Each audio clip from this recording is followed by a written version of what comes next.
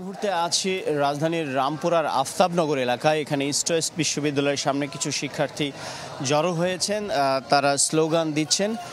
এই এলাকায় যান চলাচল মোটামুটি আছে, এর বাইরে রামপুরা বাড্ডা পুরো প্রগতি সরণি জুড়ে আমরা দেখেছি যান চলাচল তুলনামূলক কম, গণপরিবহনের সংখ্যাও কম, মানুষও চলছে কম।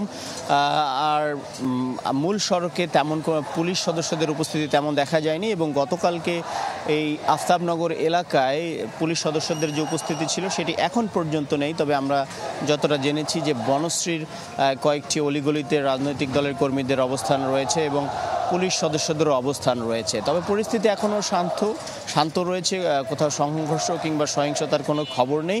এখানে শিক্ষার্থীরা স্লোগান দিচ্ছে, তারা বিভিন্ন দিক থেকে কিছু কিছু করে আসছে এমনটা দেখা যাচ্ছে। আজকে যে অসহযোগ আন্দোলনের ডাক দিয়েছেন বৈষম্য বিরোধী ছাত্র আন্দোলনের নেতারা, সকালের চিত্র হলো এমনই, এর বাইরে আসলে অন্য কোনো অস্বাভাবিক পরিস্থিতি এখন পর্যন্ত নেই। তবে বেলা গড়ালে হয়তো বোঝা যাবে যে পরিস্থিতি কোন দিকে যায়। এখন পর্যন্ত অনেকটা স্বাভাবিক রয়েছে।